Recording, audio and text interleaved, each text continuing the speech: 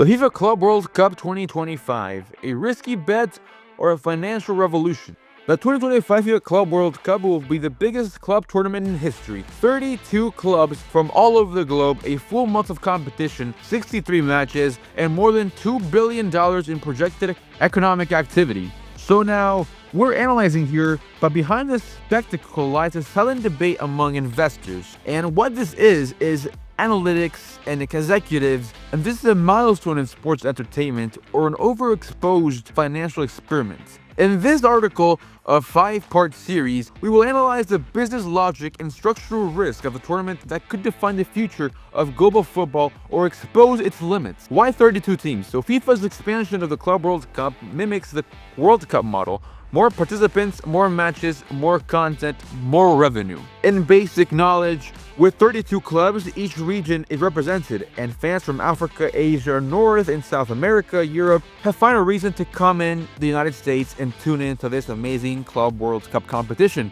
Or so they think. For FIFA, this tournament aims to be the future of club football at a global scale. For sponsors and broadcasters, it's a high potential product if the stadiums fill. The players show up and the competition is an actual thing, so it's real. The money game. So now, the estimate revenue breakdown, according to the sources close to FIFA, $1.2 billion on TV rights, over $500 million sponsorships and brand activations, $280 million ticketing before current price drops, and we'll discuss that later, and $100 million merchandise and fan experiences. But costs are also monumental. The US isn't providing public financing, and FIFA is assuming logistics, security, and team travel costs. Several cities like Atlanta, Seattle, and of course, North Carolina invested in marketing and infrastructure, betting on the economic spillover that it might have. Now, the real risk is, will the investment pay off?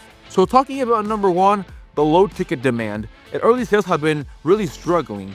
Even for clubs like Manchester City, tickets in cities like Miami or New York didn't move as expected. Now, number two, the calendar saturation. Players are tired, fans too. A tournament in June after the Champions League clashes with the rest cycles of clubs and audiences. It's a bit of a tiring tournament competition, to say the least. So if you think about it, clubs will bring their full squads, might not even play with their star players, might even throw in a couple of the youngsters into play. And at the end of the day, they made us invest money to think we will see the big stars on the show and to put this performance on. And at the end of the day, we don't get what we want.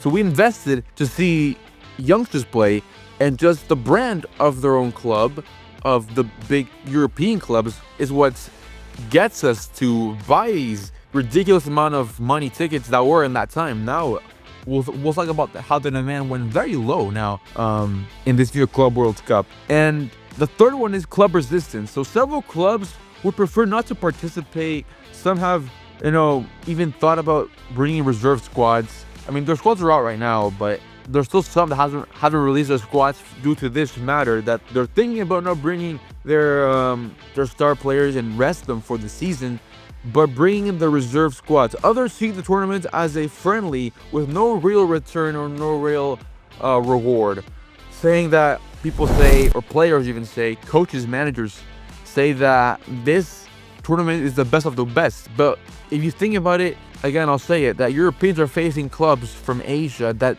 well to respect, don't have the same level as playing the Champions League in Europe.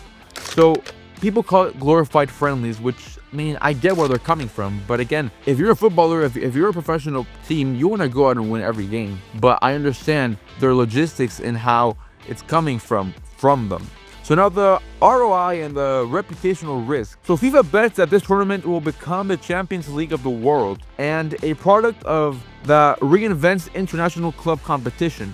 But the equation is unstable. If clubs don't bring their stars, if fans don't attend, or if media interest just goes down, the tournament could become a very failed invention from FIFA, if we put it that way, rather than a case study of success. As a financial product, the 2025 FIFA Club World Cup is a bold prototype, and it seems to just monetize, and that's what it looks for at the end. It looks to monetize, and not only for matches, but also for geography, stories, and brands. So it could be FIFA's next great success, or the most expensive lesson in sports capitalism. So tell me, What do you think? Would you invest to go see the 2025 FIFA Club World Cup, or would you just save your money and go see them play on the TV, on the big screen? Or just don't go and save yourself that money of not watching superstars and super teams compete at their own super level. I'm Alberto Ruiz, and I'll see you real soon.